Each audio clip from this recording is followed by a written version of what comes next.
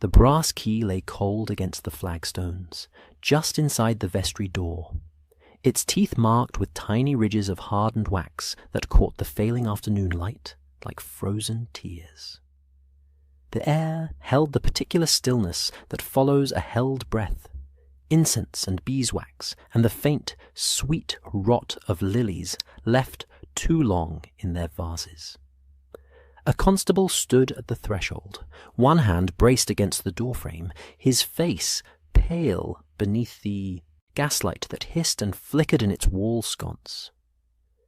"Locked from the inside, Dr. Watson," he said quietly, as though the cathedral itself might overhear and take offence. "Key on the floor, bolt thrown, no other way in or out." Yet something in the scene whispered wrong. The choirmaster's body rested too precisely against the base of the vestment cabinet, his robes arranged in careful folds, his hands positioned as though in prayer, the hymnal open beside him to page 47. "O God, our help in ages past." Watson knelt slowly, his knees protesting against the cold stone, and studied the key without touching it. The wax, pale as tallow, soft as a secret, clung to the metal in places no natural handling would leave it. Behind him, the great nave of St. Cecilia's Cathedral stretched away into shadow and stained glass, where the last light of an October evening painted the floor in fractured rubies and sapphires. Somewhere in the building's depths, a door closed with a sound like a sigh. The fog outside pressed against the Gothic windows as though seeking entrance, and the city beyond, vast, sooty, teeming London in the year of our Lord 1893, continued its restless commerce, indifferent to the small tragedy unfolding within these consecrated walls. Holmes arrived 17 minutes later, his footsteps echoing through the nave with the particular rhythm Watson had come to recognize over their years of association. Quick, purposeful, but unhurried, the gait of a mind already assembling facts into patterns. He carried the October cold with him, droplets of condensed fog clinging to his Inverness cape, and the scent of pipe tobacco and the chemical tang of whatever experiment he'd abandoned at Baker Street to attend this summons. "The choirmaster," he said without preamble, his grey eyes sweeping the vestry in that peculiar manner of his, cataloguing, measuring, noting. "Mr. Edmund Crail, 46 years of age, widower, no children. 15 years in service to St. Cecilia's, devoted to his singers with the fierceness of a shepherd to his flock." He paused. "And someone has arranged him like a tableau." The room itself spoke of ordered ritual. Cassocks hung on their pegs, according to size and rank. Hymn books stacked in precise rows, candles stored in their appointed cabinet. But that order had been disturbed. A chair stood at an angle that suggested hasty departure. A teacup rested on the small writing desk, the tea within long cold, a skin of milk fat congealed across its surface. The window, narrow and set high in the stone wall, remained latched from within. Watson watched as Holmes circled the body with the delicacy of a cat, never touching, only observing. "Note the position of the hands," Holmes murmured. "Clasped, yes, but not in the manner of a man who fell. These were placed. Note also the hymnal, opened to a specific psalm, not merely fallen open. And the key." He crouched beside it, producing a small magnifying lens from his waistcoat. "Most instructive." Outside, the bells of St. Cecilia's began their evening call, 5 deep notes that rolled across Clerkenwell and set the pigeons wheeling into the darkening sky. The sound penetrated the vestry walls, ancient and patient, marking time as it had marked time when Henry VIII still ruled, and when Cromwell's men had come hunting symbols of the old faith. The cathedral had survived Reformation and fire, plague and revolution, and it would survive this too. One choirmaster's death in a locked room, one more London mystery, to be folded into the city's endless catalogue of sins and sorrows.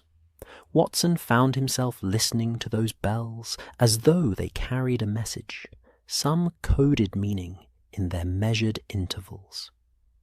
Perhaps that was merely the influence of Holmes, who saw patterns in everything, who could read a man's profession from the calluses on his hands and his marriage's happiness from the angle of his hat brim. The wax is beeswax, Holmes said, still bent over the key. The same used for candles here, certainly, but applied with intention to the key's teeth and ward cuts. Someone took an impression, Watson. Someone made a mould. He straightened, his lean frame unfolding with the angular grace of a heron rising from water. The door was locked, yes, but not by Mr. Crail. It was locked from the outside by someone who possessed a duplicate key, who then withdrew that duplicate and left the original here to suggest a suicide or natural death in solitude. His fingers, stained faintly yellow from his chemical work, gestured to the scene. But why arrange the body? Why open the hymnal to that particular page? Why leave the teacup, the disturbed chair? These are not the marks of a man surprised by death, Watson. These are stage directions. The constable had withdrawn to the doorway, unhappy to remain in the presence of death, but unwilling to abandon his post. Beyond him, Watson could hear the shuffle and murmur of the evening congregation gathering for evensong. Respectable clerks and shopkeepers, elderly women in good wool coats, a scattering of choir families come to hear their sons sing.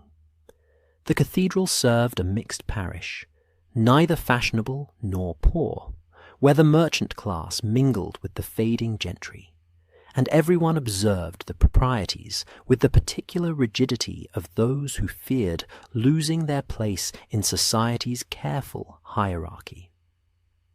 In such circles, reputation mattered more than wealth, and scandal could destroy a family more thoroughly than any financial ruin. Holmes moved to the writing desk, his attention caught by a small stack of correspondence. He did not touch the letters, but bent to examine them in the slanting light. Bills. A note from the bishop regarding Sunday's anthem selections. An invoice for new robes. He paused. And this. With his handkerchief, he lifted a single envelope, cream-coloured, sealed with red wax that had been broken. The direction. On the front bore Mr. Crail's name in a precise copperplate hand. Watson, note the seal. A monogram, though smudged deliberately. Note also that this letter alone has been opened, while the others remain untouched. Whatever this contained, it commanded Mr. Crail's immediate attention. Watson leaned closer, careful not to disturb anything. The envelope bore no return direction, no postmark. It had been hand-delivered, then. The broken seal showed the ghost of initials, perhaps A and P, or R and B, impossible to say with certainty through the deliberate smearing. Inside, a single sheet of paper, and on that paper, a single line in the same careful script. Let not thy left hand know what thy right hand doeth. Matthew 6, verse 3, Watson said quietly. The Sermon on the Mount, on giving alms in secret. Precisely. Holmes's voice carried that particular note of satisfaction that meant pieces were beginning to align in his mind. A biblical quotation, a hymn line, if sung, and delivered to a choir master who spent his days immersed in sacred music. He straightened, his gaze distant now, focused on something Watson could not see. This is not the first such letter, I think, nor is Mr. Crail the first recipient. There is a pattern here, Watson, a pattern of verses and fear and payments made in shadow. The fog had thickened beyond the window, transforming the October evening into that peculiar London twilight, where day and night blurred into a grey suspension, where gas lamps bloomed like pale flowers, and the city became a place of whispers and echoes. Watson could hear the choir assembling now in the chancel, young voices warming up in careful scales, the organist running through the evening's selections with the patience of long practice. How many of those boys knew their choir master lay dead in the vestry? How many had noticed his absence and felt the first stirrings of unease? Holmes crossed to the vestment cabinet against which the body rested, examined the wood, the brass handles, the way Crail's shoulders touched the base. He was placed here after death, Holmes said. The lividity in the hands confirms it. He died elsewhere, perhaps standing, perhaps seated, and was moved within the first hour. The arrangement is meant to suggest peaceful death, perhaps prayer before collapse. But the violence of the act contradicts the gentleness of the staging. He glanced at Watson. Someone killed Edmund Crail, Watson, but wished it to appear otherwise. Someone with access to this vestry, knowledge of its routines, and the skill to create a duplicate key from a wax impression. A ribbon fell from between the pages of the hymnal as Watson moved to examine it more closely. Deep blue silk, the sort used to mark one's place in a prayer book or Bible. It had been positioned deliberately, marking the psalm just as the broken seal had marked the letter. Everything in this room spoke of intention, of messages layered within messages, of a mind that thought in symbols and codes. Watson felt the familiar thrill of the hunt beginning to warm his blood, that sense of standing at the threshold of revelation that had drawn him into Holmes's orbit all those years ago. Here was mystery, not the grand mysteries of empire and crown that occasionally commanded their attention, but the small human mysteries of greed and fear and secrets that could not bear the light. "The choir," Holmes said abruptly. "I must hear them sing, Watson. Tonight, if possible. There is something here that connects sacred music to secular crime, and I suspect the answer lies not in these stones, but in those voices." He turned to the constable. "Has Inspector Lestrade been summoned?" "On his way, Mr. Holmes. Should be here within the half-hour." "Good. Inform him that Dr. Watson and I will remain for evensong, and that we shall require interviews with the choir members afterward. Discreet interviews, mind you. No dramatics. These are boys, and young men, who have just lost their teacher and guide. We shall approach them with gentleness." Holmes gathered his coat about him and glanced once more at the scene. The key, the body, the hymnal, the letter, with its broken seal. Someone has made this vestry into a stage, Watson, but every performance has an audience, and every message a recipient. We must discover who was meant to find Edmund Crail thus, and what meaning they were intended to take from this arrangement. As they left the vestry, Watson paused at the threshold to look back. The gaslight flickered across the stones, sending shadows dancing over the dead man's carefully composed features. The hymnal lay open still, its pages moving slightly in some draught that Watson could not feel, as though the cathedral itself were breathing.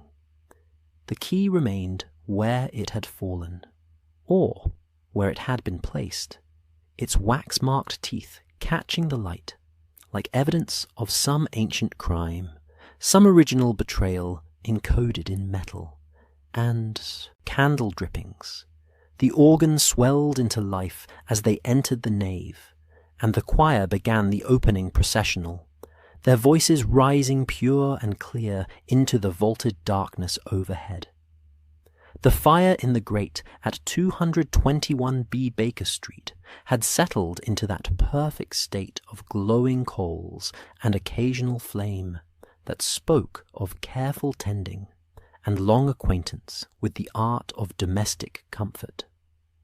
Mrs. Hudson had brought tea at 8:30, the china cups releasing their gentle steam into the lamplight, and the city beyond the bow windows had transformed into its nighttime self, fog-bound, gaslit, filled with the distant rumble of hansoms and the nearer sounds of footsteps on pavement. Watson sat in his customary chair, notebook open across his knee, while Holmes stood before the fireplace in that peculiar stillness that meant his mind was racing through possibilities at a speed his body need not match. 3 letters, Holmes said, his voice soft in the quietness of their sitting room.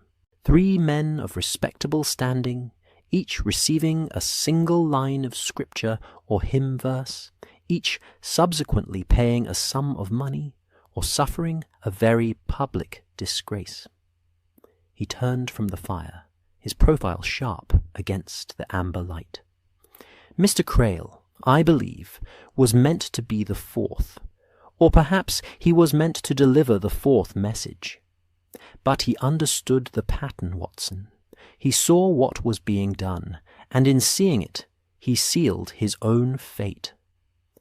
Watson added a careful note to his page, the scratch of pen on paper a companionable sound beneath Holmes's reasoning. They had returned from St. Cecilia's an hour ago, having remained through evensong and witnessed the choir's performance with new eyes. The boys, 14 of them, ranging from 12 to 17 years of age, had sung with the particular intensity that grief sometimes lends to music, their voices weaving through anthem and psalm with a precision that spoke of Crail's devoted training. Holmes had watched them, not as a congregation member watches, with passive appreciation, but as a naturalist watches a flock of birds, noting patterns in their formation, reading meaning in their smallest movements. Now, in the safety of Baker Street, Holmes laid out what they had learned. The first victim was Mr. George Thornbury, a banker with coats, a man of impeccable reputation and moderate wealth. 6 weeks ago, he received a letter containing only this line: "For where your treasure is, there will your heart be also." Matthew 6, verse 21. Within days, he withdrew £200 in cash and suffered a notable decline in spirits. His wife believed him troubled by business reverses. He confided in no one. Watson remembered Thornbury from the brief interview they had conducted before leaving the cathedral. A heavy-set man in his 50s, his face drawn, his hands trembling slightly as he confirmed receiving such a letter. He had burned it, he said, as though fire could erase what it represented. But he remembered the words, remembered the elegant script, remembered most of all the red wax seal with its deliberate smudge. He paid, Watson said, rather than risk exposure of... What, precisely? An indiscretion 20 years past, Holmes replied, settling into his own chair with the fluidity of a cat finding its preferred cushion. A failed investment in a South African mining venture that he recommended to clients while knowing it insolvent. No legal consequences, as the evidence was never sufficient for prosecution, but socially, professionally, ruinous if revealed. Someone knew, Watson. Someone has kept that knowledge for 2 decades, waiting for the moment to extract payment. The coals shifted in the grate, sending up a small shower of sparks that died before reaching the chimney's throat. Outside, the fog pressed against the windows, transforming the street lamps into diffuse halos of gold. London in October carried the scent of coal smoke and damp wool, of horse manure and baking bread, of the river's patient rot underlying everything. It was a city of layers, respectability over desperation, gaslight over shadow, the gleam of empire over the grinding poverty that made that empire possible. Watson had grown to love it, with the complicated affection one reserves for flawed relations, this vast, filthy, magnificent metropolis that Holmes navigated as though it were an extension of his own singular mind. The second victim, Holmes continued, accepting the teacup Watson offered him, was Lord Ashworth, a minor title, a dwindling estate in Shropshire, a townhouse in Belgravia, maintained by increasingly creative economies. He received his letter 3 weeks ago. Let not thy left hand know what thy right hand doeth. The same verse that appeared in Crail's correspondence. Lord Ashworth did not pay. Within a week, rumours began circulating at his club regarding his son's gambling debts that Ashworth had settled by selling entailed property, clear violation of the estate's terms. The scandal has not yet broken fully, but it simmers. His social standing deteriorates daily. Watson sipped his tea, feeling the warmth spread through him, and thought about the peculiar cruelty of such blackmail. It was not the crude demand of the common criminal, the threatening letter spelling out consequences in blunt terms. This was refined, almost artistic, a single line of sacred text transformed into a weapon, each victim left to decode his own guilt, to understand what secret had been discovered and what payment might forestall revelation. The blackmailer has access to information spanning decades, Watson said. Secrets buried deep, known to few. How does one acquire such knowledge? By patience, Holmes said, by listening, by occupying a position that grants access to confidences without seeming to threaten. He set down his cup and steepled his fingers, a gesture Watson associated with particularly complex reasoning. Consider the cathedral, Watson. It serves a prosperous parish. Its choir draws from good families, families of means and standing. A choir master, a man who trains the sons of bankers and lords, who attends social functions, who moves through drawing rooms and offices with the invisibility servants enjoy. Such a man might hear things, might piece together histories from casual conversations, from drunken confessions, from the unguarded remarks of the wealthy who forget that musicians have ears beyond their art. The implications settled over Watson like a cold cloth. You believe Crail was the blackmailer? I believe Crail discovered the mechanism, Holmes corrected gently. The letters are delivered by hand, never posted. The payments, when they are made, are left in designated locations, never handed over directly. The entire system operates without paper trail, without witnesses, through a network that uses the cathedral itself as its hub. He rose and crossed to the window, pulling back the curtain to gaze out at the fog-softened street. But Crail's letter was different, Watson. It was addressed to him, not sent through him. Someone changed the pattern, and in doing so revealed themselves. Watson considered this, turning the facts over in his mind, like a man examining a puzzle box for hidden catches.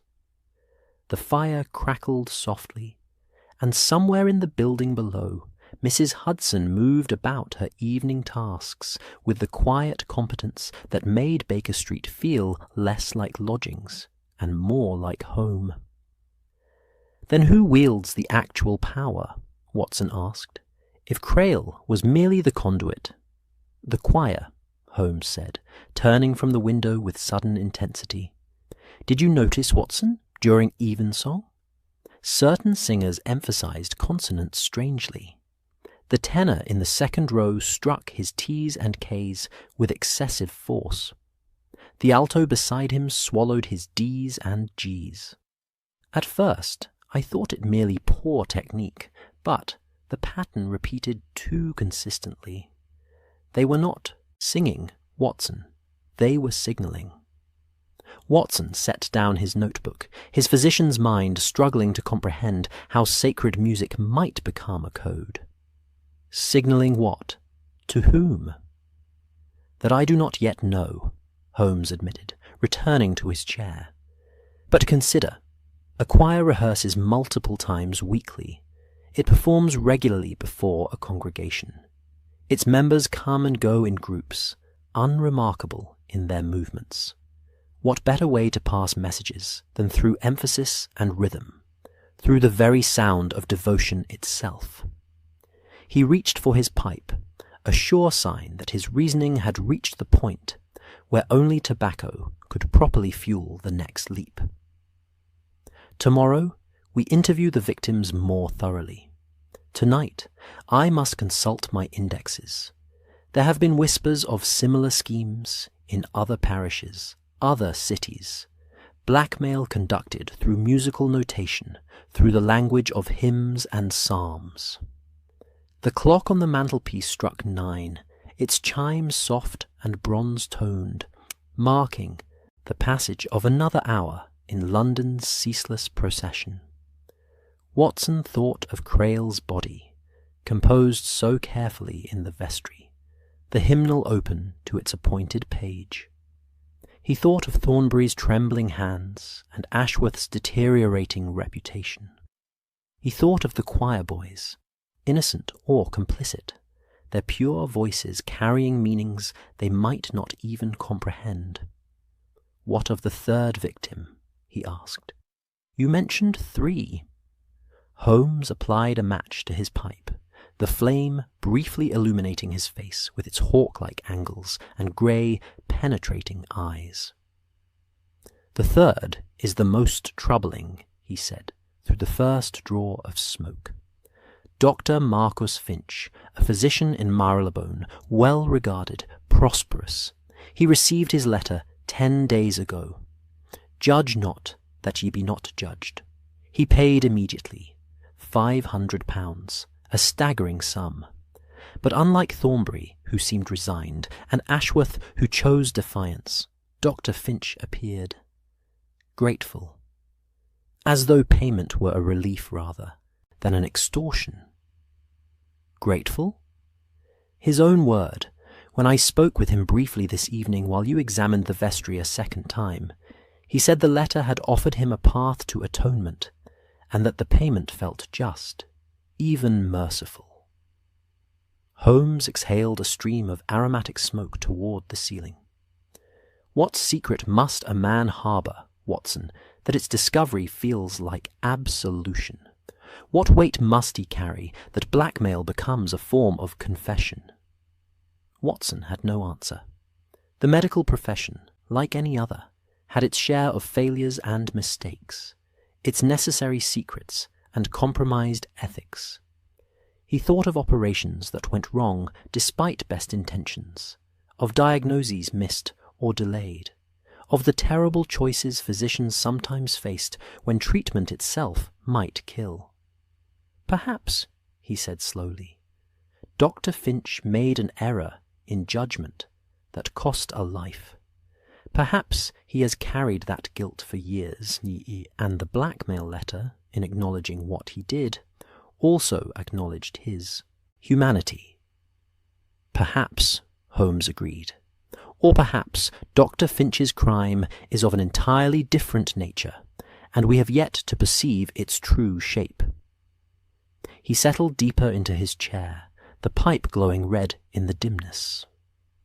But these are speculations, and I dislike theorizing ahead of data. Tomorrow we shall visit Dr. Finch properly. We shall examine the cathedral's financial records, if the bishop permits. We shall speak with the choir director, a Mr. Aldous Kemp, who has served under Crail for 8 years, and we shall attend another rehearsal, Watson, and listen not to the music, but to the messages beneath it. The fog beyond the windows had thickened to the point where the street lamps were mere suggestions of light, and the city's usual cacophony had muted to occasional sounds. A horse's whinny, a distant shout, the rattle of a late hansom seeking custom. This was the London Watson loved best, the London of mystery and possibility, where Holmes's genius could unfold like a map, revealing hidden territories. He returned to his notebook and began sketching out what they knew.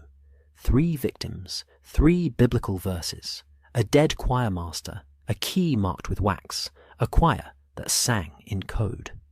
The pattern was there, waiting to be read. Holmes would read it. He always did.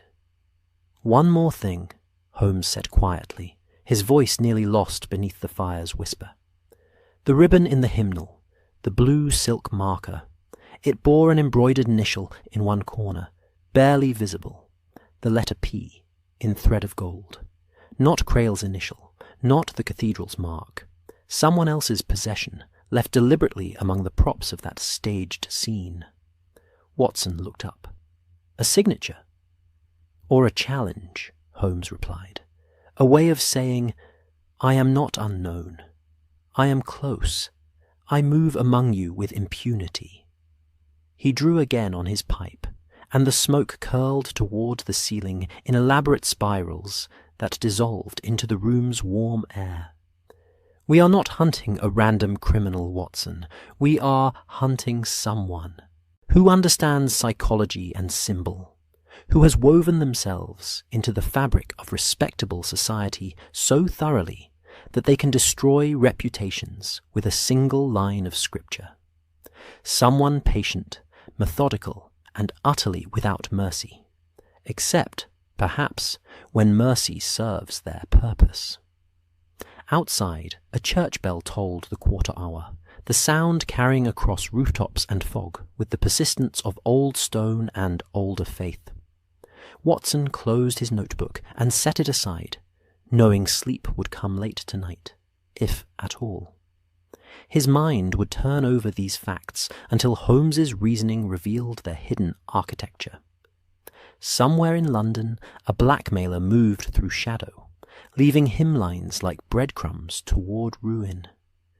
And somewhere in that same vast city, 3 men lay awake, wondering if payment had bought silence or merely postponed exposure. The fire burned lower, the tea grew cold, and Holmes smoked in contemplative silence, while Baker Street settled into its nighttime rhythms. Around them, the afternoon light filtered through St. Cecilia's stained glass in shafts of cobalt and crimson, transforming the stone floor into a carpet of jewelled shadow that shifted as clouds passed overhead. Holmes and Watson sat in the rear pew of the nave, positioned where they might observe without obvious scrutiny. Their presence explained to the verger a scholarly interest in ecclesiastical music. Around them, the cathedral breathed with its particular atmosphere, incense lingering from the morning service, beeswax and old wood, the faint mustiness of hymn books whose pages had been turned by countless faithful hands across decades. The building held cold within its stones, that peculiar chill of sacred spaces that no amount of candle flame could quite dispel, and Watson drew his coat closer as the first choristers began filing into the chancel. They came in order of voice and age, 14 boys and young men in their rehearsal cassocks of plain black wool, their faces scrubbed and serious, their movements careful in the manner of those taught to respect consecrated ground. Watson recognized several from the previous evening's evensong: the tall tenor with ginger hair, the smaller alto whose voice had carried the solo passage in the Magnificat, the bass whose deep notes had anchored the closing hymn. They arranged themselves in their appointed places with practiced ease, opening their music folders, adjusting their positions to see the choir director who now mounted the small podium before them. Mr. Aldous Kemp was a narrow man of perhaps 50 years, grey-haired and precise in his movements, his hands long-fingered and expressive as he raised them for attention. He had spoken with Holmes briefly before the rehearsal, his grief for Crail evident in the tightness around his eyes, the careful control of his voice when pronouncing the dead man's name. He was a master teacher, Kemp had said, standing in the south transept with his music clutched against his chest like armour. The boys loved him. I cannot fathom who would, or why.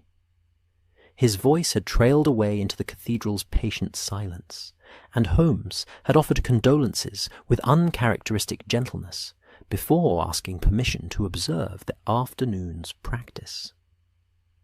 Now Kemp tapped his baton against the music stand, a sound crisp and authoritative in the vast space. "Gentlemen," he said, his voice carrying the particular projection of one trained to fill large rooms with speech. "We shall begin with the anthem for Sunday, Purcell's 'Hear My Prayer.' Lord Ashworth has requested it specifically, and we shall honour that request despite our grief. Mr. Crail would have wished us to continue." He paused, and in that pause Watson sensed the weight these boys carried, the knowledge that their teacher had died violently in the very building where they now stood. "From the top, if you please. Remember your diction. Consonants clean, vowels pure. Let us make music worthy of this house and of Mr. Crail's memory." The organ swelled into the introduction, played by an elderly man Watson had not noticed enter, and the choir drew collective breath. Then the sound began, 28 voices blending into harmony, the tenors carrying the melody, while the altos wove beneath and the basses provided foundation. It was beautiful in the manner of things perfected through repetition, each singer knowing his part so thoroughly that the whole transcended individual effort. Watson found himself moved despite his purpose in attending, despite knowing that somewhere within this beauty lay a code, a secret language spoken in the guise of devotion. Holmes, beside him, had assumed that particular stillness that meant complete focus. His grey eyes tracked from singer to singer, his head tilted slightly as though to catch nuances Watson's untrained ear could not perceive. Minutes passed.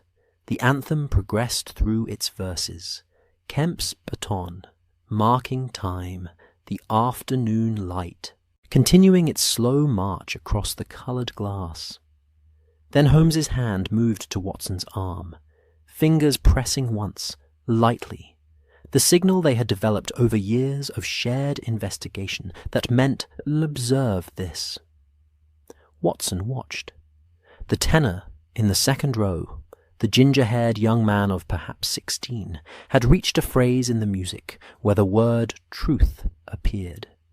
He struck the initial T with extraordinary force, his tongue hitting his teeth in a manner that produced almost a click beneath the note. 2 measures later, another hard consonant, kingdom, with the K emphasized so sharply it nearly disrupted the musical line. Watson glanced at Kemp, but the director seemed not to notice, or perhaps had grown accustomed to this particular singer's technique. The phrase continued, and now Watson heard it in others as well, an alto swallowing his D in Lord, a bass punching his B in Blessed harder than the music required. The pattern was irregular, but present, like Morse code, tapped out beneath a conversation, like a secondary language running parallel to the sacred text. Holmes had drawn a small notebook from his coat and was making marks in it, some form of notation Watson could not immediately decipher. The anthem concluded, and Kemp lowered his baton with a slight frown. "Better," he said, "though the diction remains uneven. Mr. Fletcher," he addressed the ginger-haired tenor, "your consonants are overly sharp. We seek clarity, not percussion. Again, from measure 20. They repeated the passage, and this time Fletcher moderated his attack, but only somewhat, and the pattern Holmes had identified persisted, transferred now to different singers on different words. It was as though the emphasis moved through the choir like a current through water, invisible to the casual listener, but present nonetheless, carrying information in the spaces between devotion and art. Watson felt a chill that had nothing to do with the cathedral's stone temperature. These boys, some barely more than children, were participants in something far darker than they might comprehend. Or perhaps they understood perfectly, and sang their coded messages with the same dedication they brought to Purcell and praise. The rehearsal continued for another 40 minutes, progressing through Sunday's planned music, a psalm setting, a response, a closing hymn. Holmes made continuous notes, his pen scratching softly, his attention never wavering. Watson found himself studying the boys' faces, seeking signs of conspiracy or fear, but saw only concentration, weariness, and in several cases, a grief not yet fully processed. When Kemp finally dismissed them with reminders about Sunday's service times, they filed out with the same quiet order they had brought to entering, their footsteps echoing away into the cathedral's depths until only the organ remained, the elderly player practicing scales in the patient manner of one for whom time had ceased to press. Holmes rose immediately and approached Kemp, who was gathering his scores into a worn leather case. "Mr. Kemp, a moment of your time, if you would be so kind." The choir director looked up, surprise crossing his narrow features. "Mr. Holmes, I trust the rehearsal proved informative?" "Most instructive," Holmes said. "Tell me, have you noticed irregularities in the boy's diction, particularly emphasis on certain consonants?" Kemp's frown deepened. "Mr. Crail mentioned it, now that you ask. Perhaps 3 weeks ago. He said several singers had developed poor habits, likely from mimicking music hall performances or some such influence. He was working to correct it." His hand stilled on the music case. "You believe this relevant to his death?" "I believe nothing yet," Holmes replied, "but I observe everything. These emphases, do they follow a pattern? Appear on particular words, or at particular moments in the music?" Kemp hesitated, his fingers drumming against the leather case in a nervous rhythm. "I cannot say I've paid sufficient attention. Mr. Crail had the keener ear for such details. I am more concerned with blend and balance, with the overall architecture of the sound." He glanced toward the empty chancel, where sunlight now slanted through the windows in amber bars. "Mr. Holmes, these are good boys from respectable families. Whatever happened to Edmund, surely you cannot suspect them of involvement?" Holmes's expression softened slightly. "I suspect them of nothing save singing, Mr. Kemp. But information passes through many channels, and I have learned never to discount the seemingly innocent." He withdrew a card from his waistcoat, If you recall anything unusual, any conversations Mr. Crail might have mentioned, any visitors to rehearsals, any changes in the boy's behaviour, please send word to Baker Street immediately. Kemp accepted the card with hands that trembled slightly, and Watson realised the man was more shaken than his composed exterior suggested. To lose a colleague was tragedy enough. To have that loss investigated as murder, to see one's choir examined for evidence of crime, these were violations of the order Kemp had spent his life maintaining. "I shall," he said quietly. "Edmund was. He was a good man, Mr. Holmes. Whatever else proves true, remember that. He cared for these boys as though they were his own sons." They left him there, a grey figure in the golden light, clutching his music case as though it might anchor him against a world suddenly revealed as less stable than he had believed. Watson and Holmes walked the length of the nave in silence, their footsteps loud against the stone, past the carved screens and the memorial tablets, past the font where generations had been baptized into faith and community.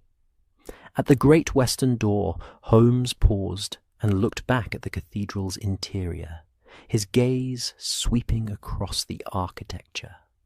The soaring arches, the clear-story windows, the choir screen behind, which the singers had so recently stood. "They are using the hymns themselves," Holmes said, his voice barely above a whisper, as though the building might overhear. "The texts are chosen not for their spiritual content, but for their phonetic structure. Certain words contain certain consonants, and those consonants, when emphasized, spell out messages, dates, perhaps, or names, or locations. It is ingenious, Watson. It requires no written communication, no suspicious meetings.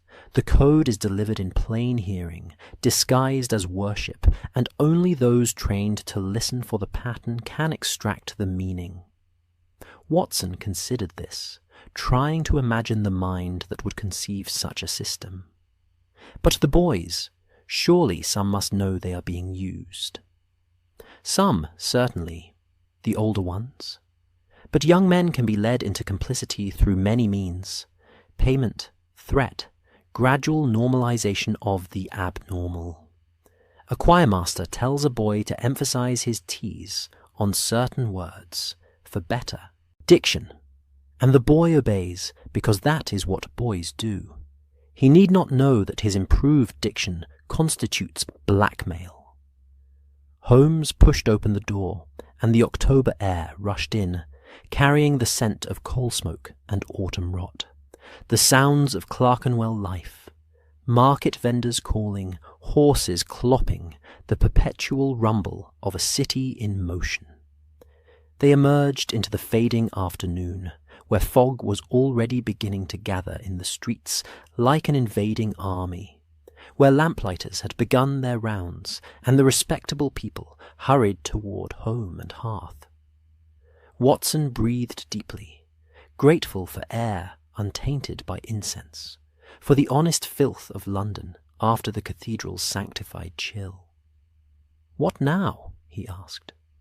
Holmes was already hailing a hansom, his arm raised, his profile sharp against the grey sky. "Now we visit the patron I observed yesterday, the well-dressed gentleman who watched the rehearsal too intently. I have made inquiries. His name is Mr. Aldrich Pemberton, and he has funded St. Cecilia's choir for the past 7 years, attending every rehearsal, every service, with a devotion that seems excessive, even for the pious." The cab drew up, and Holmes handed Watson in, before following. "Baker Street first, for certain documents I shall need. Then to Belgravia, where Mr. Pemberton maintains a townhouse suitable to his wealth and his pretensions." The hansom lurched into motion, carrying them away from St. Cecilia's and toward whatever revelation awaited in the gaslit streets of fashionable London. Watson settled against the worn seat and watched the city slide past. The familiar theatres and shops, the flower sellers and newsboys, the endless parade of humanity going about its business unaware that in their midst moved predators who wore respectability like a cloak and spoke evil in hymns.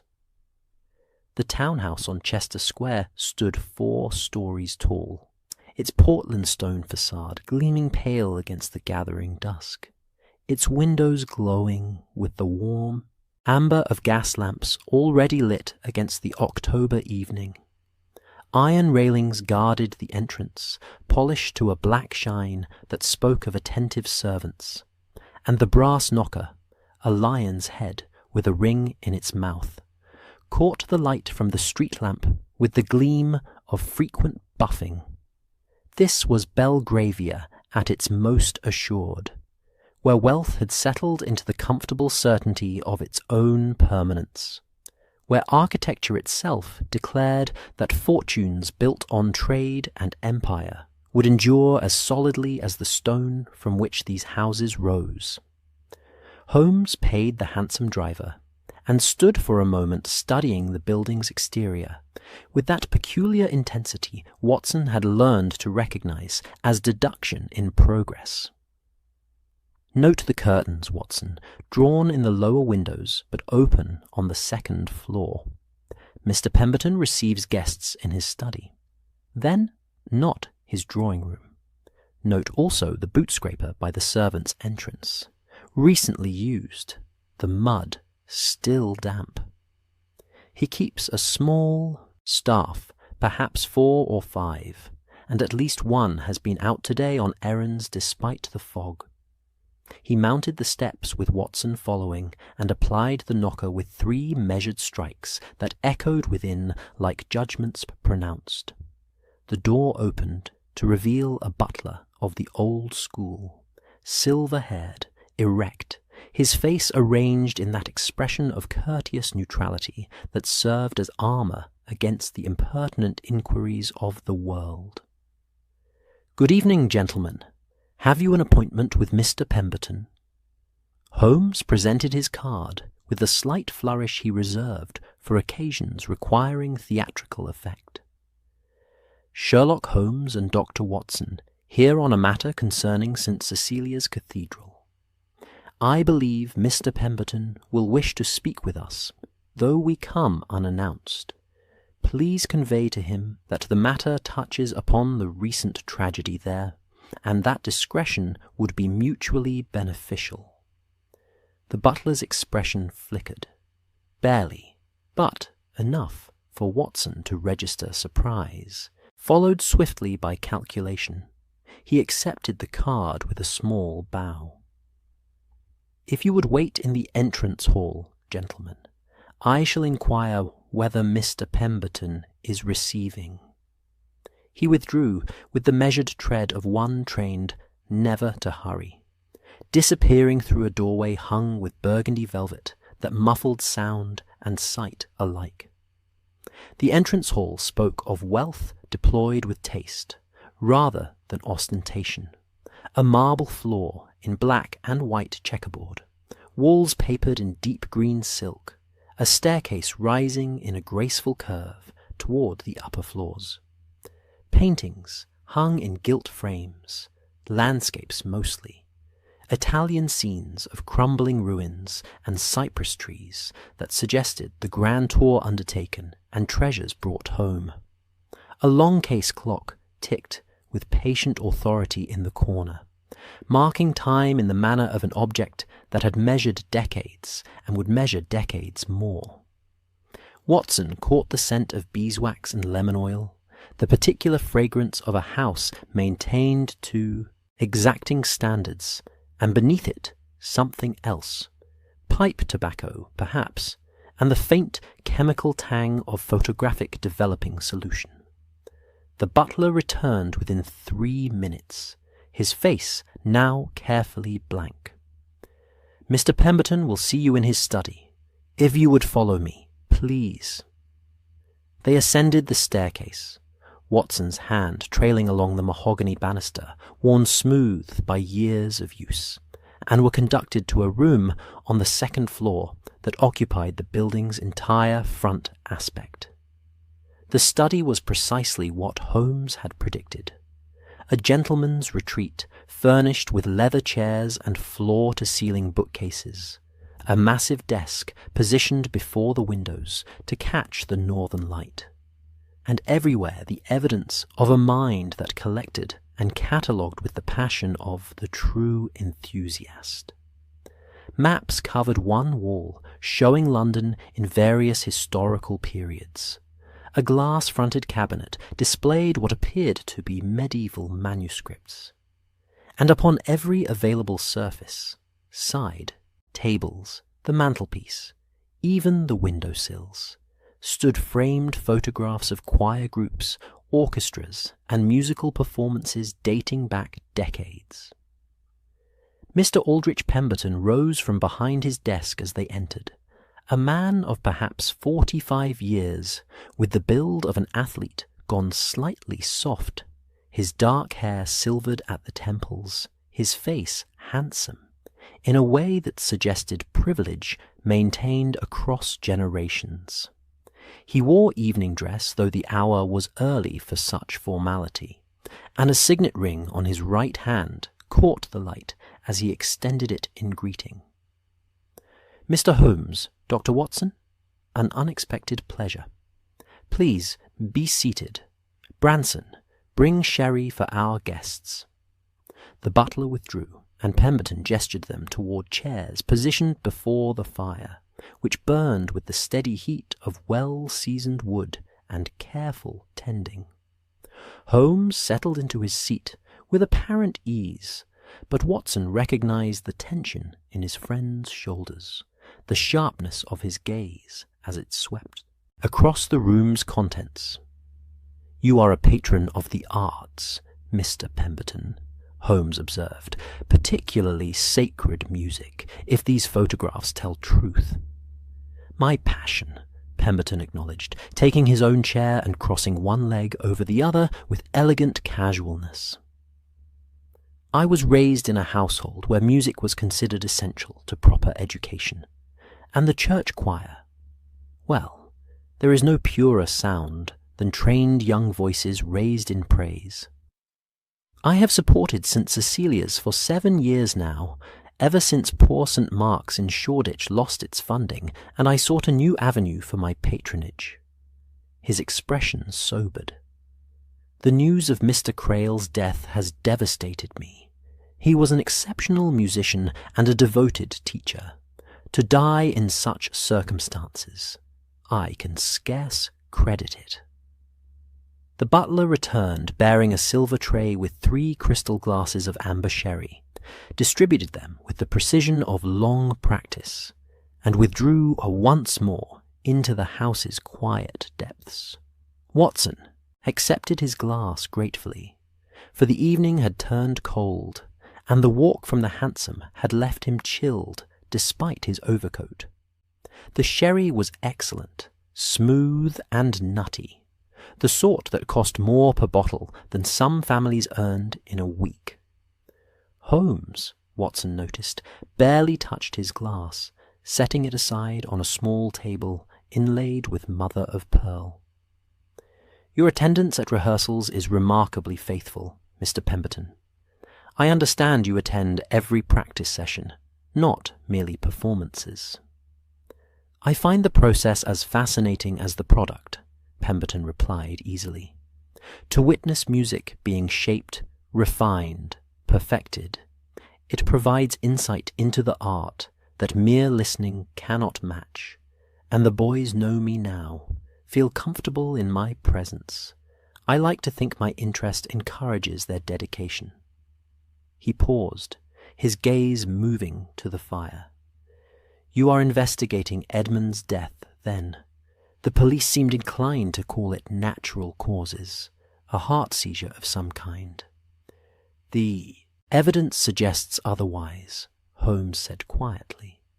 "Mr. Crale was murdered, Mr. Pemberton, and his death staged to appear peaceful.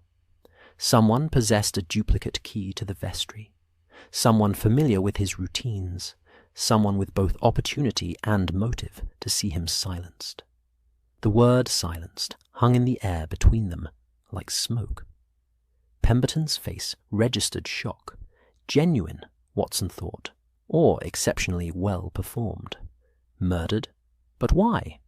Edmund had no enemies, no one who would wish him harm. He lived for his music and his boys. There must be some mistake. No mistake, Holmes replied, and I believe the motive lies not in Mr. Crale's personal life, but in his professional one, specifically in his position as choir master and the access that position granted. He leaned forward slightly, his grey eyes fixed on Pemberton with the intensity of a raptor-sighting prey. Tell me, sir, have you ever noticed irregularities in the choir's performances?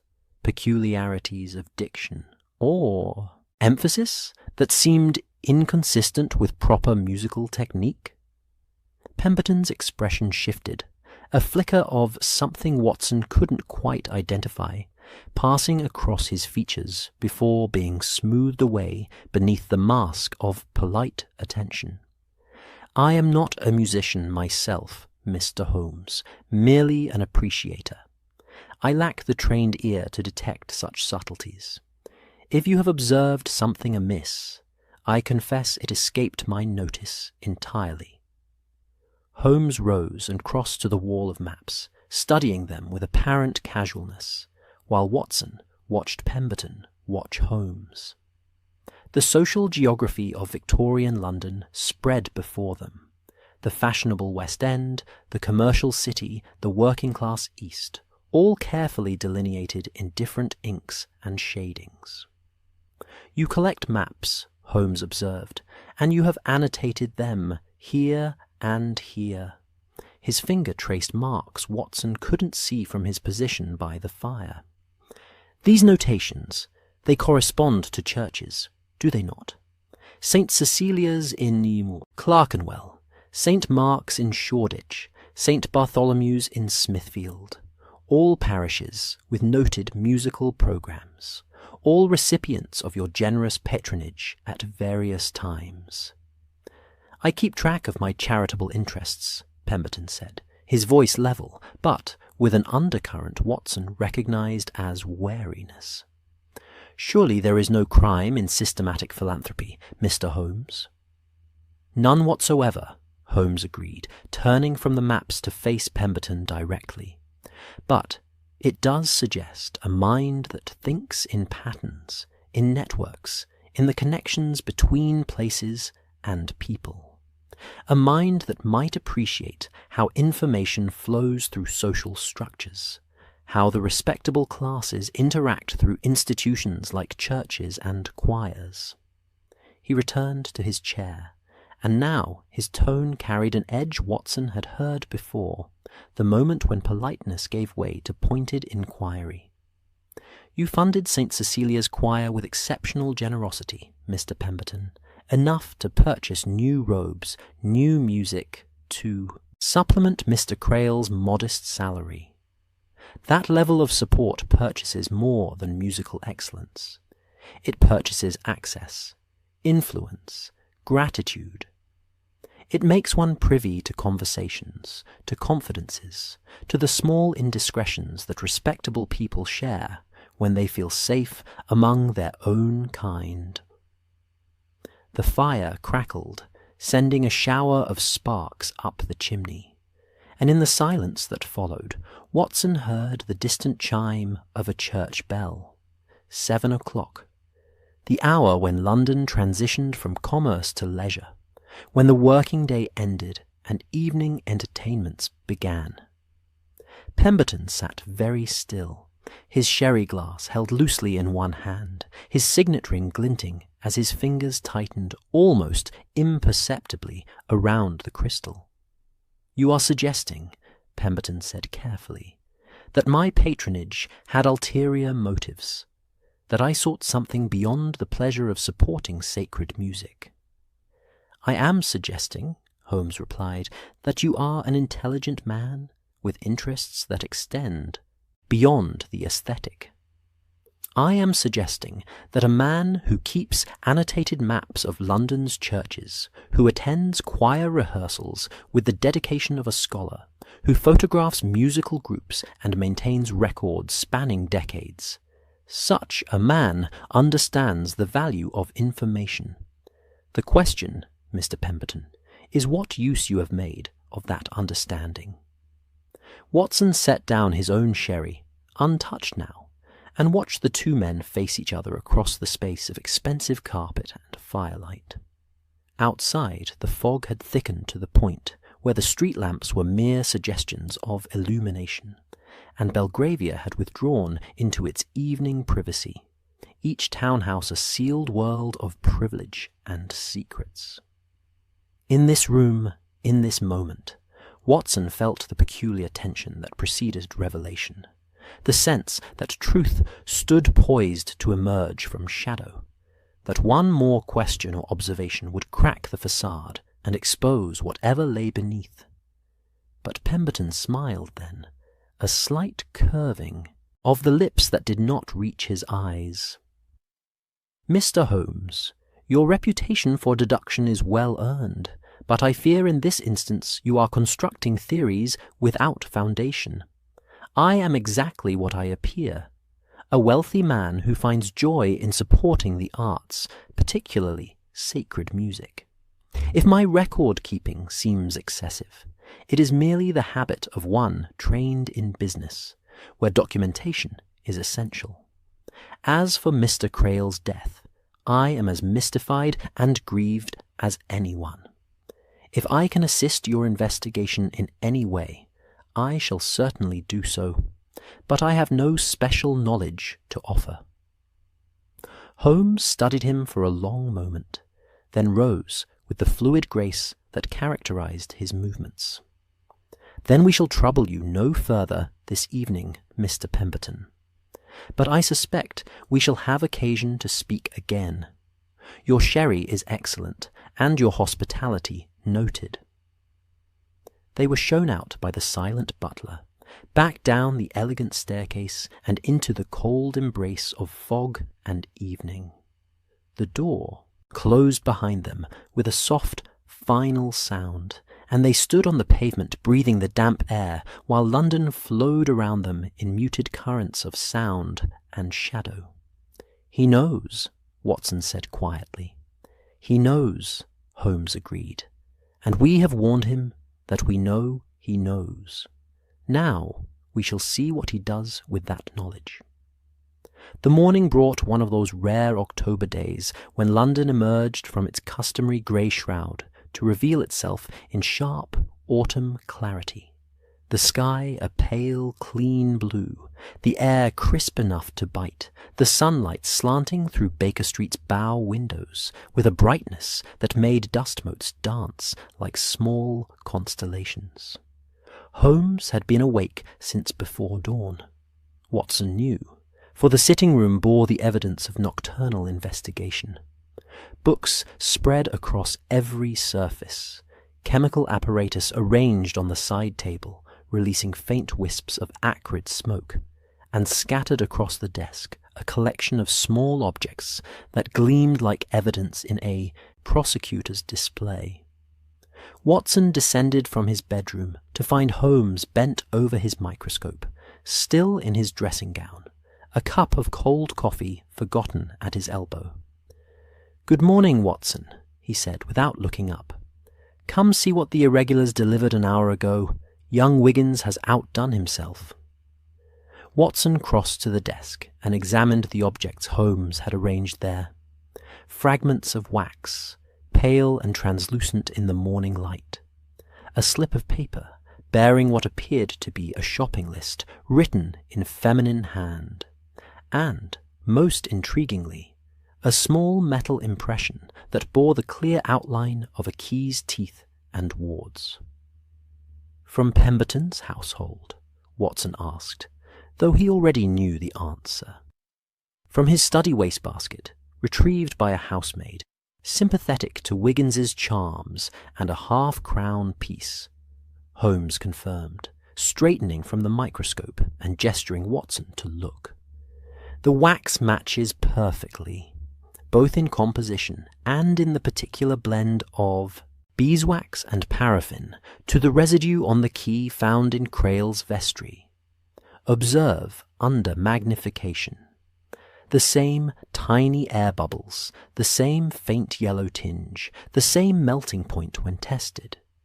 And the metal impression, though partial, corresponds to the ward pattern of St. Cecilia's vestry lock. Watson peered through the eyepiece, adjusting the focus until the wax fragment resolved into clarity. Even to his untrained eye, the similarity was striking. The peculiar texture, the way light passed through it, the small imperfections that marked it as coming from the same source. He straightened and looked at Holmes, whose face bore that expression of grim satisfaction that accompanied the confirmation of a dark theory. Then Pemberton created the duplicate key, Watson said. He took an impression of the original, made a mould, and had a copy cast. Precisely. Holmes moved to the window, his hands clasped behind his back, his silhouette sharp against the morning brightness. The technique is not complex. Any competent metalworker could produce a functional duplicate from a good wax impression. But it requires access to the original key, if only for the few minutes necessary to press it into warmed wax and allow it to cool. Mr. Crail must have left his keyring unattended at some point, perhaps during a rehearsal when his attention was focused on the boys, and Pemberton seized the opportunity. The city beyond the windows had come fully awake now. The rattle of carts on cobblestones, the cries of street vendors, the perpetual rumble of commerce that formed London's daily symphony. Watson poured himself coffee from the pot Mrs. Hudson had left on the sideboard, found it barely warm, but drank it anyway, needing the bitter fortification for whatever Holmes would propose next. "But why?" he asked. "What drove Pemberton to such lengths? If he is the blackmailer, as we suspect, surely there were simpler methods of conducting his extortion than murdering a choirmaster in a locked vestry." Holmes turned from the window, and in the clear morning light, Watson could see the fatigue in his friend's face, the shadows beneath his eyes that spoke of a night spent in relentless pursuit of truth. Because Crail discovered the mechanism, Watson, he understood that his choir was being used as a signaling device, that the emphases and rhythms he had attributed to poor technique were in fact a code delivering blackmail instructions. Imagine his horror. A man devoted to sacred music, to the spiritual development of young singers, discovering that his life's work had been corrupted into a weapon of extortion. Watson set down his coffee cup, the china rattling slightly against the saucer. He confronted Pemberton. He must have, perhaps 3 days before his death, if the timeline suggested by the other evidence holds. He threatened to expose the scheme, to go to the police or the bishop, to protect his boys from further exploitation. Holmes crossed to the desk and picked up the metal impression, turning it over in his long fingers as though it might yield further secrets. Pemberton could not allow that. Too much was at stake. Not merely the blackmail income, though that must have been substantial, but his entire position in society. A man exposed as a blackmailer faces not just legal consequences, but social annihilation. Everything he had built, his reputation, his place among the respectable classes, his carefully cultivated persona as a patron of the arts, all would collapse in an instant. The clock on the mantelpiece struck 9, its chime soft and measured, and Watson thought of Crail lying dead in the vestry, his hands positioned in false prayer, his life ended to preserve another man's secrets. How did Pemberton lure him there? The vestry, at a time when the cathedral would be largely empty. A note, perhaps, requesting a private meeting to discuss the choir's future. Or a fabricated emergency. Some story of a boy in trouble. Something that would draw Crail to that specific location at that specific hour. Holmes replaced the impression on the desk with the gentleness of one handling sacred relics. Once there, Pemberton killed him. The method was quiet, quick. Strangulation, I believe, though the bruising was minimal and easily hidden by Crail's collar.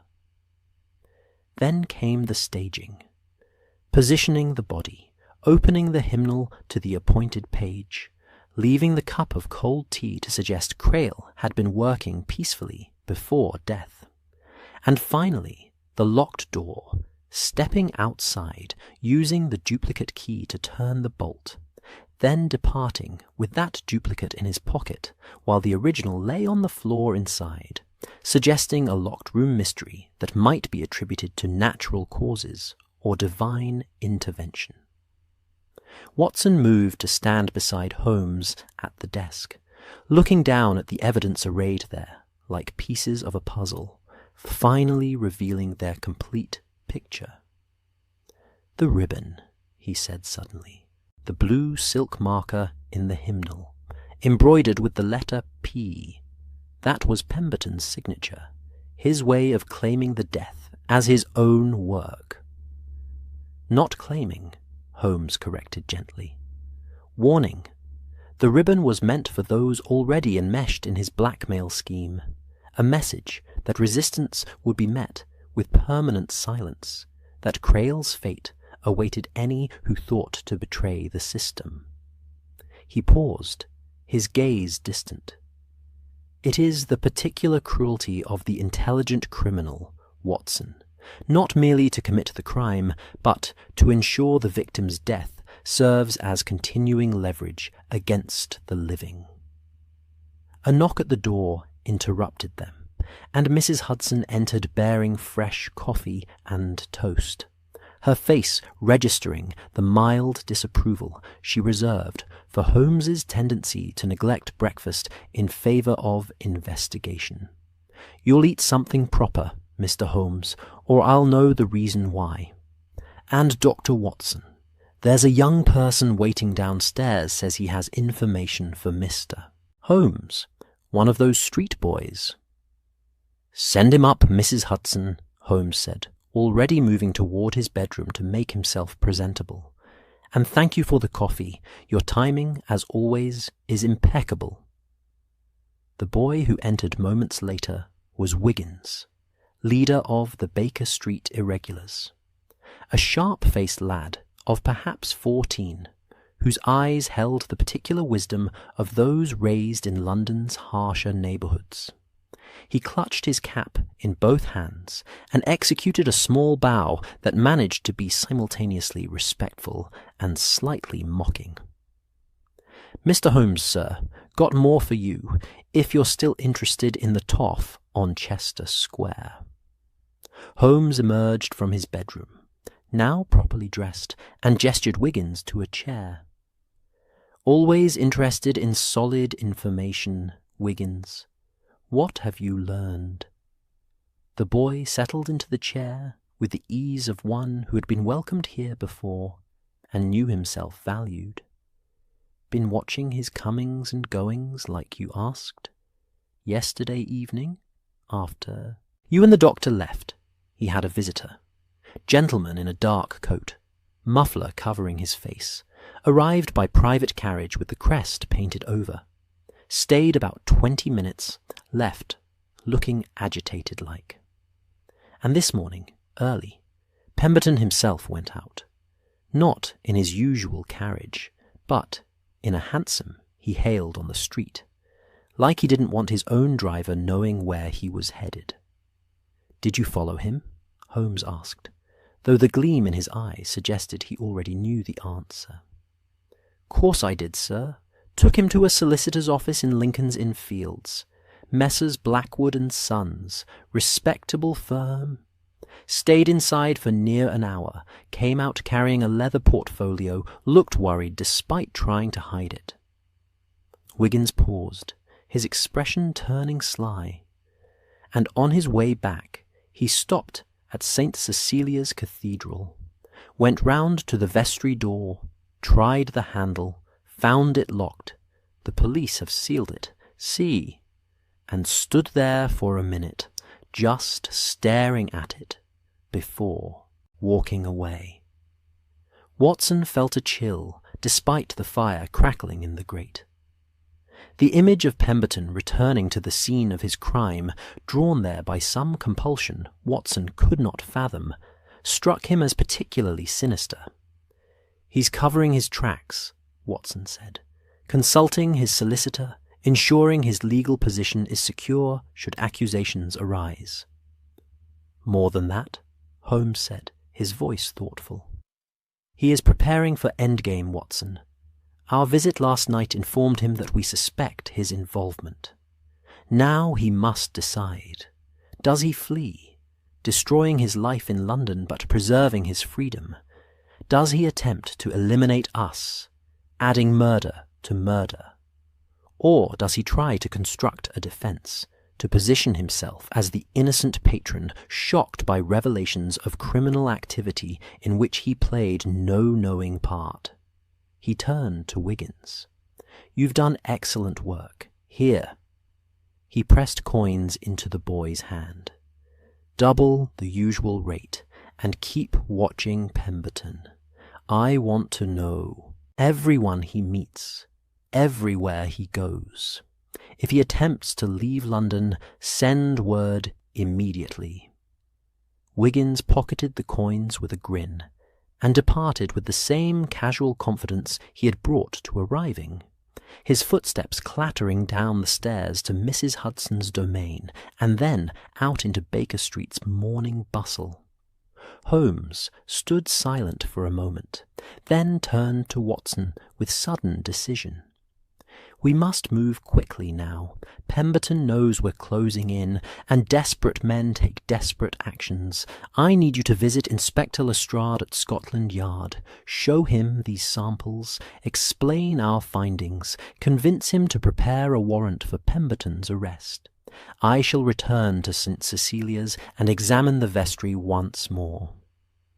There may be additional evidence we overlooked, some final piece that will make our case unassailable."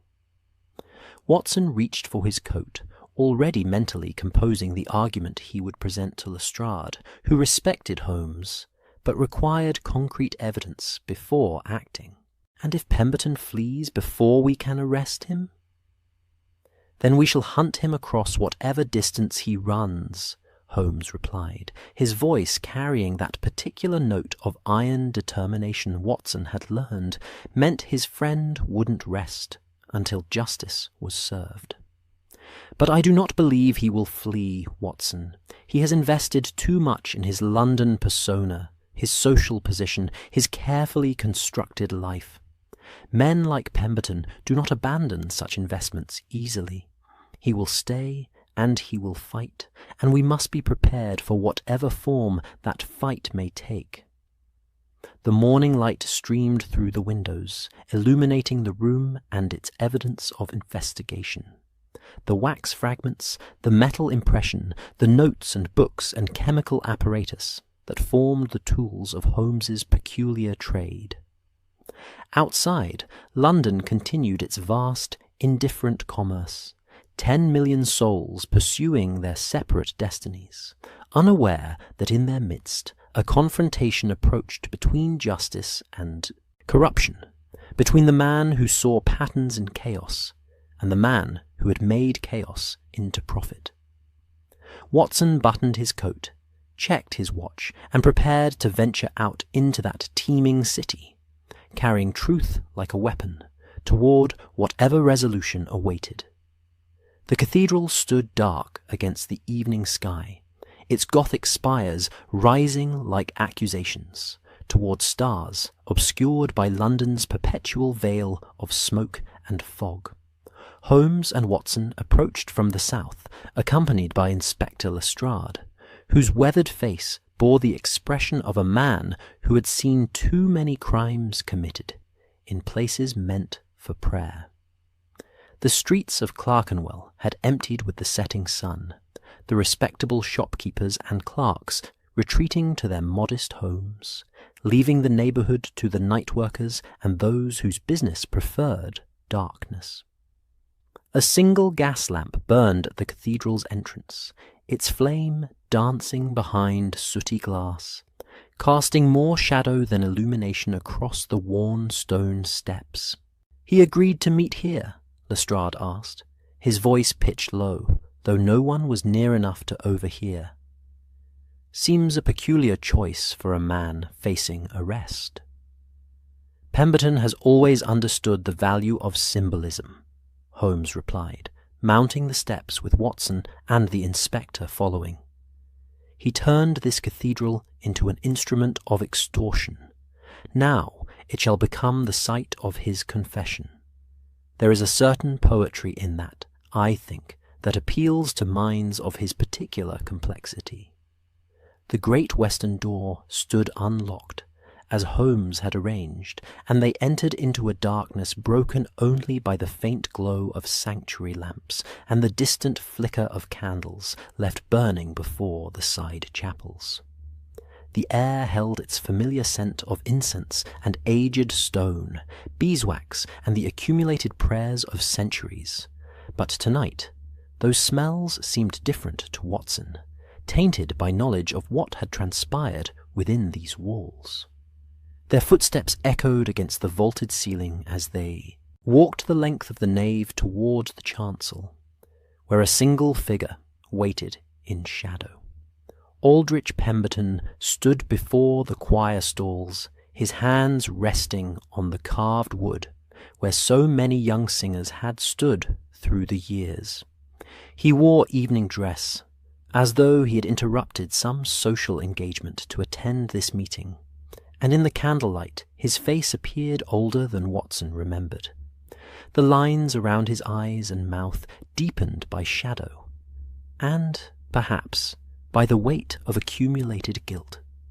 He did not turn as they approached, but kept his gaze fixed on the altar beyond the choir screen, where gold caught the candlelight in small, precious gleams.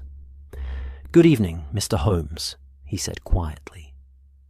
"Dr. Watson, Inspector Lestrade, thank you for agreeing to meet me here rather than dragging me from my home in shackles. I appreciate the discretion, however temporary it may prove." Holmes stopped at the choir screen, positioning himself where he could observe Pemberton's face in the indirect light. "You requested this meeting, Mr. Pemberton. You sent word through your solicitor that you wish to make a statement regarding the death of Edmund Crail. We are prepared to listen." Pemberton finally turned to face them, and Watson saw in his expression something he had not expected: relief, as though confession offered release from a burden grown too heavy to bear. "I have spent the past 24 hours considering my position," Pemberton said. "My solicitor advises silence, of course. He claims your evidence is circumstantial, that a skilled barrister might create reasonable doubt, that I might yet preserve some portion of my life and reputation." He paused, a bitter smile touching his lips. "But I find I am weary, gentlemen, weary of the pretense, weary of the calculations, weary of being the man I have made myself into." "Then tell us," Holmes said simply. "Tell us how it began." Pemberton moved to one of the choir stalls and sat, his hands clasped loosely in his lap, his gaze dropping to the worn stone floor beneath his feet. "7 years ago," he began, his voice carrying in the cathedral's acoustics with eerie clarity, "I found myself in financial difficulty. My father left me a substantial inheritance, but I had invested poorly. Speculative ventures in South America that collapsed, railway shares that proved worthless, a series of foolish decisions driven by greed and hubris. I faced ruin, social disgrace, the loss of everything I had known. Watson listened, watching candlelight paint shifting patterns across the Gothic arches overhead, and felt a strange pity rising in him despite the nature of Pemberton's crimes. How many men, he wondered, had stood at such crossroads and chosen the path toward darkness rather than accepting honest defeat? I had always supported church music, Pemberton continued, and in my attendance at various choirs I began to notice patterns, the same families appearing across different parishes, the social networks that formed around sacred music, the confidences shared in the relaxed atmosphere after rehearsals and performances. I realized that a choir, particularly one drawing from respectable families, provided access to information that would be difficult to obtain otherwise. Fathers spoke freely around someone they perceived as a harmless patron of the arts. Sons mentioned family secrets without understanding their value, and the choirmaster, moving between social classes, heard everything. "So you approached Mr. Crail," Holmes prompted, when Pemberton fell silent. "No." Pemberton shook his head. "Edmund was innocent of my scheme, at least initially. I began by simply observing, attending rehearsals, cataloguing the information I gathered. Then I conceived the method, using the hymns themselves as a code, training certain boys to emphasize particular consonants that would spell out names or dates to those who knew to listen. It was elegant, untraceable. The messages were delivered in plain hearing, but comprehensible only to the intended recipients." "The boys knew what they were doing," Lestrade interjected, his voice hard with anger. "Some did, some didn't. The younger ones, I told it, was a diction exercise Mr. Crail had approved. The older boys, those from families with their own secrets to protect, understood the game and participated willingly, knowing their own families' reputations might depend on their cooperation." Pemberton's voice had taken on a hollow quality, as though he recounted another man's crimes rather than his own. "I kept ledgers, records of every indiscretion I discovered.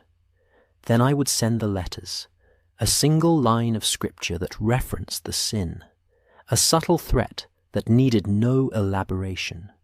Most paid, a few refused and suffered the consequences of exposure. Watson thought of Thornbury's trembling hands, Ashworth's crumbling reputation, Dr. Finch's strange gratitude at being called to account. "And Crail?" he asked. "When did he discover what you had done?" 3 weeks ago." Pemberton rose and moved to the window, where stained glass showed dim in the darkness, its colours muted to shades of grey. He had been noticing the emphasis patterns for months, trying to correct what he believed were bad habits. Then one Sunday after evensong, he happened to be in the congregation when one of my victims received a payment instruction through the hymn. Edmund saw the man's face go pale, saw him hurry from the cathedral afterward, and something in that reaction made Edmund understand. He was brilliant with patterns, you see, musical patterns, linguistic patterns. He went back through months of rehearsal notes and reconstructed the entire code. The cathedral seemed to hold its breath, waiting. Outside, a carriage passed with the clatter of hooves on cobblestones, the sound fading quickly into the fog that had begun to gather in Clerkenwell's narrow streets. Watson shifted his weight, his hand, unconsciously, moving toward his coat pocket, where he kept the service revolver he had brought at Holmes's insistence to this confrontation. "He confronted me after a rehearsal," Pemberton said, his voice dropping almost to a whisper. "Demanded I cease immediately, threatened to expose everything to the bishop and the police. I tried to reason with him, to explain that I had never intended harm, that I had simply adapted to circumstances. But Edmund was immovable. He gave me 24 hours to confess myself, or he would do it for me." "So you killed him," Holmes said flatly. Pemberton turned from the window, and in the candlelight Watson saw tears on the man's face, though whether they were genuine remorse or merely self-pity he could not determine. "I killed him. I sent him a note claiming one of the boys was in trouble, asking him to meet me in the vestry at a time when the cathedral would be empty. When he arrived, He stopped, his composure finally breaking, his voice fragmenting. "I had brought laudanum, meaning to make it appear a suicide. But he saw through the pretense immediately, tried to leave. And I panicked. I strangled him with my hands. It was quick. He struggled very little. And afterward, when I saw what I had done, I arranged the scene to look peaceful. I positioned him as though at prayer, opened the hymnal, locked the door with the duplicate key I had made months earlier for this precise contingency." "The ribbon," Holmes said, "the blue silk marker with your initial. Why leave that?" "A message to the others in my scheme, the victims, the complicit boys, anyone who might think to follow Edmund's example." Pemberton wiped at his face with a handkerchief drawn from his evening coat. "I wanted them to know that resistance would be met with finality, that I was willing to kill to preserve my enterprise. But I underestimated you, Mr. Holmes. I thought the locked room would baffle investigation, that the staging would suggest natural death or possibly suicide. I never imagined you would notice the wax on the key's teeth, would trace it back to my household, would unravel the entire structure in mere days." Lestrade stepped forward now, his hand moving to the handcuffs at his belt. "Aldrich Pemberton, I am arresting you for the murder of Edmund Crail and for conspiracy to commit blackmail and extortion. Anything you say may be used as evidence in a court of law." Pemberton extended his hands without resistance, his face composed now. The tears dried, some measure of dignity returning to his bearing. "I understand, Inspector. I shall come quietly. I have only one request, that the boys be spared as much shame as possible. Most were unknowing participants, and even those who understood were essentially coerced. They are not criminals, merely children caught in an adult's corruption." Holmes watched as Lestrade secured the handcuffs, his grey eyes thoughtful in the dim light. "The innocent will be protected, Mr. Pemberton. That much I can promise. But you will face the full consequences of what you have done, to Mr. Crail, to your victims, to the institution you corrupted for profit." They led him from the cathedral, through the nave where he had sat so many times as a supposed patron of sacred music, past the vestry where he had committed murder, and out into the October night, where a police wagon waited with its lanterns burning yellow against the fog. Watson watched as Pemberton was handed up into the wagon's interior, his evening clothes and dignified bearing absurdly out of place in that conveyance meant for common criminals, and felt the familiar hollowness that followed the resolution of such cases. Satisfaction at justice served, yes, but also sorrow at the waste of it all. Holmes stood beside him on the cathedral steps, silent until the wagon had rattled away into the fog-bound streets. Then he spoke, his voice quiet and reflective. He was a talented man, Watson, intelligent, cultured, capable of genuine appreciation for beauty. But greed and fear transformed him into something monstrous, and that transformation, once begun, proved irreversible. "Will he hang?" Watson asked. "Almost certainly. The evidence is overwhelming, and his confession removes all doubt." Holmes turned back toward the cathedral's entrance. "But first, we must ensure the choir is freed from his shadow. Come, we have work yet to do." Sunday morning arrived with the soft luminosity peculiar to late October in London, when autumn had settled into its gentler rhythms and the city paused briefly before the approaching winter. The fog that had cloaked Clerkenwell for days had lifted during the night, leaving the streets washed clean by a brief rain, the cobblestones gleaming like polished pewter beneath a sky of pale pearl grey. Church bells began their calls across the city at 9:30, summoning the faithful from 1,000 parishes, and among those bells the voice of St. Cecilia's rang, with particular clarity, as though the cathedral itself had emerged from shadow into renewed purpose. Watson walked beside Holmes through streets already filling with Sunday-dressed families, the children scrubbed and restless in their uncomfortable clothes, the parents maintaining that particular deportment, the respectable classes reserved for public worship. The smell of baking bread drifted from the bakeries that remained open until mid-morning, mingling with the scent of coal fires and the earthy dampness that followed rain. Somewhere a barrel organ played, its cheerful mechanical melody threading through the more solemn sound of bells, and Watson felt something lighten in his chest, the sense that London, vast and indifferent as it was, possessed also the capacity for renewal, for cleansing, for beginning again. They had spent the previous day in consultation with Bishop Talbot, a gentle-faced man in his 60s, whose initial horror at the revelations about his cathedral had given way to determination that the innocent should be protected and the institution restored. Holmes had laid out the facts with clinical precision. Pemberton's arrest, the blackmail scheme's full scope, the identification of which choir members had been knowing participants, and which had been manipulated without understanding. The list of the latter group was mercifully long.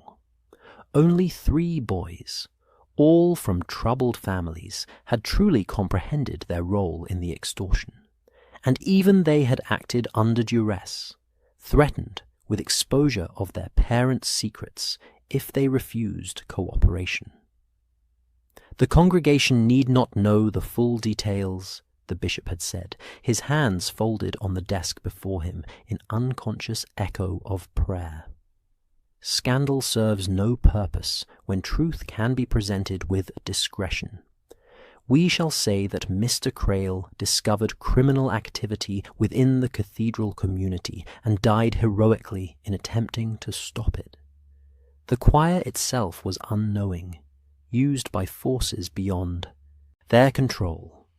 This narrative serves both truth and mercy.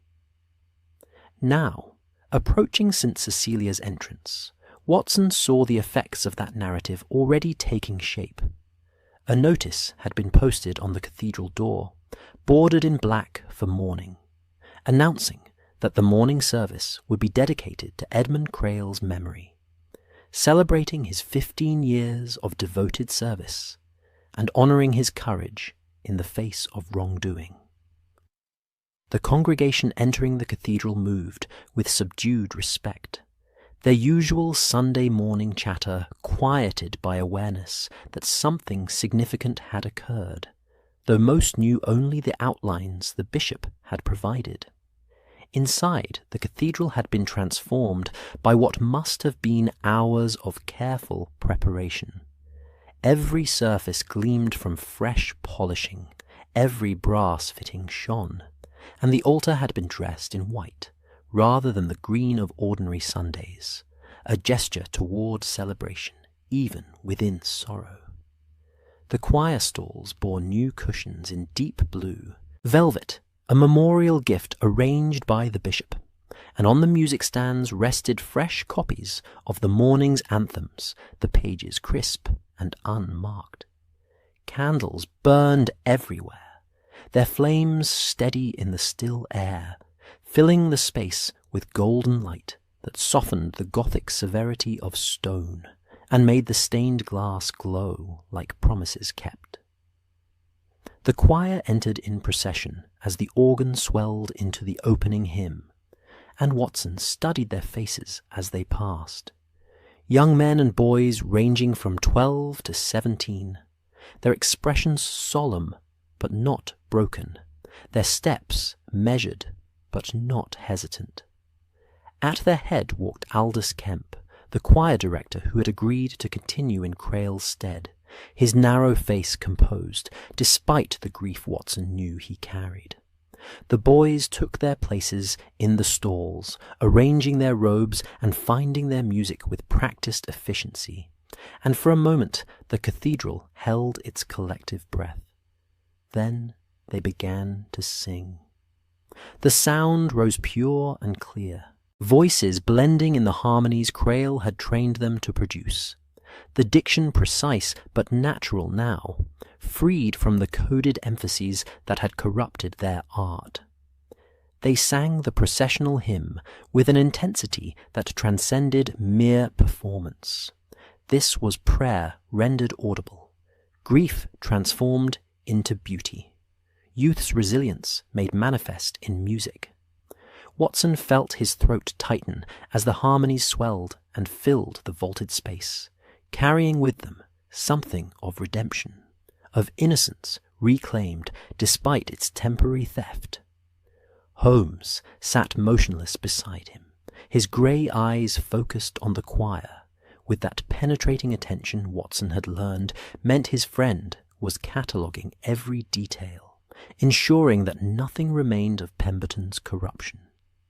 But as the hymn reached its final verse, Holmes's expression softened almost imperceptibly, and when the last note faded into the cathedral's patient stones, he allowed himself a small nod of satisfaction.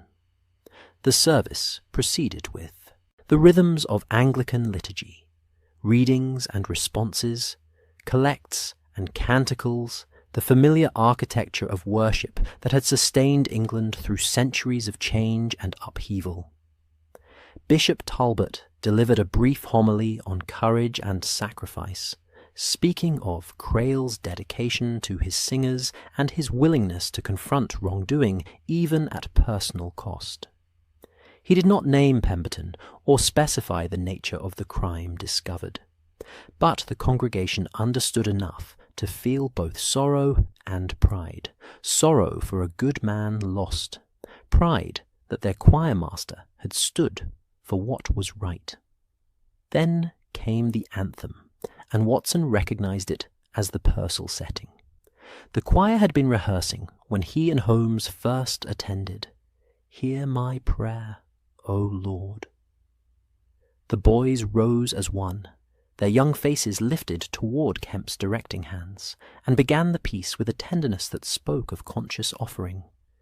This was their gift to Crail's memory, their music freed from servitude to corruption, and restored to its sacred purpose. The soprano line soared above the others, pure as mountain water, while the lower voices provided foundation and support, and together they created something larger than the sum of individual talents. They created, Watson thought, a kind of healing. When the anthem concluded, silence held for a long moment before the congregation released a collective breath. Several elderly women in the front pews dabbed at their eyes with handkerchiefs. A young father in the row behind Watson placed a hand on his son's shoulder, a gesture of wordless connection. And in the choir stalls, Watson saw one of the boys, a slender alto of perhaps 14, brush away tears before composing himself to continue the service. After the final blessing and recessional, Holmes and Watson remained seated while the congregation filed out into the October morning, speaking in hushed voices about the beauty of the music and the tragedy of Crail's loss. When the cathedral had emptied, save for a few elderly parishioners lighting candles in the side chapels, Holmes rose and made his way to the choir vestry, where he had arranged to meet briefly with the singers.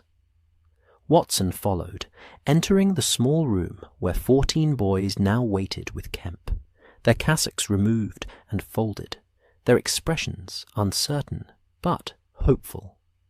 Holmes stood before them with unusual gentleness in his bearing, and when he spoke, his voice carried none of its usual analytical detachment. "Gentlemen," he began, "I wanted to speak with you before you dispersed, to tell you that what occurred here was not your fault.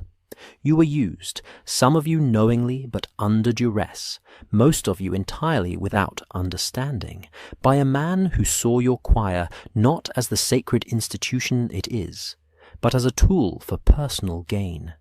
Mr. Crail discovered this corruption and died attempting to stop it. He died protecting you."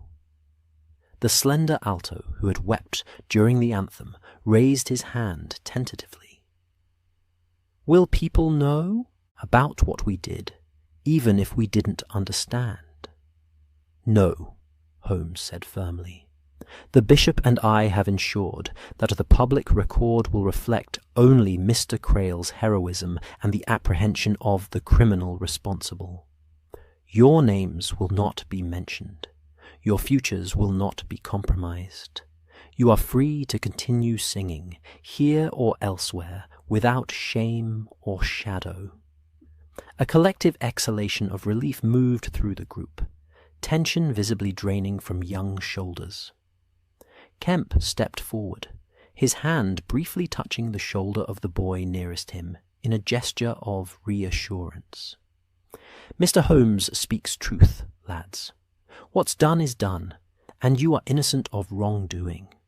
We go forward from here with clean conscience and renewed purpose." Holmes produced a small object from his waistcoat pocket, the blue silk ribbon that had marked the hymnal in the vestry, the ribbon embroidered with Pemberton's initial. He held it up for the boys to see, then deliberately tore it in half, the sound of ripping silk sharp in the quiet room. "This belonged to the man who corrupted your choir. It no longer has power. It is merely silk and thread, and I destroy it as evidence that his influence over you is ended." He dropped the torn pieces into the wastebasket beside the door, then turned back to the boys with something approaching warmth in his austere features. "You sing beautifully. Mr. Crail trained you well, and that training, that gift he gave you, remains untainted by what was done without his knowledge or consent. Honor his memory by continuing in the path he set for you. Make music worthy of this cathedral and of the faith it represents." The boys nodded, some murmuring thanks, others simply meeting Holmes's gaze with expressions of gratitude and relief. As they filed out, returning to families waiting in the autumn sunshine, returning to ordinary Sunday afternoons of lunch and rest, and the comfortable routines of respectable London life, Watson saw in their departing figures something of resilience, of youth's capacity to survive corruption and emerge, if not unmarked, then at least not broken. Holmes and Watson left through the south door, emerging into a Clerkenwell transformed by midday light. The market stalls had opened, their vendors calling cheerfully about vegetables and fish, and the Sunday promenaders had emerged, couples walking arm in arm, children running ahead despite parental admonishments to maintain decorum. The city had absorbed this small tragedy and moved on.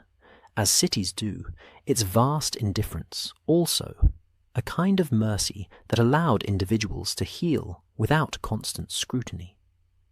They walked in companionable silence toward the main thoroughfare, where hansoms might be hailed, Watson's mind turning over the week's events with the satisfaction of a case resolved justly. Pemberton would face trial and likely execution. The blackmail victims, freed from extortion, could rebuild their lives. The choir would continue, perhaps stronger for having survived its trial. And Crail, though dead, had achieved through his courage something like vindication.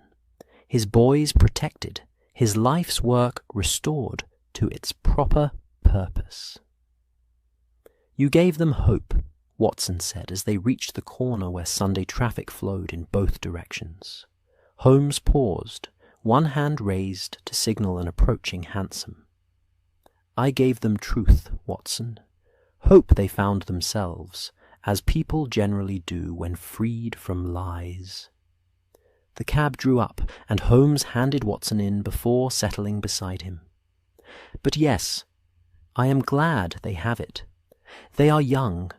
They deserve the chance to make of their lives something better than what was attempted in their names."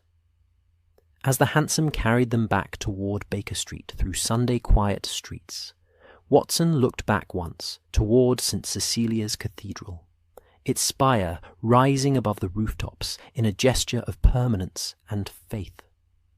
Somewhere within those walls the candles still burned, the hymn books still rested in their appointed places. And next Sunday, and the Sunday after that, the choir would sing again, freed from being a weapon, restored to being what Crail had always intended. Young voices raised in praise, beauty offered without corruption, music made sacred once more by honest purpose.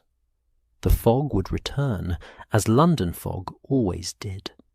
But for now, the air was clear, and the bells were singing, and that was enough.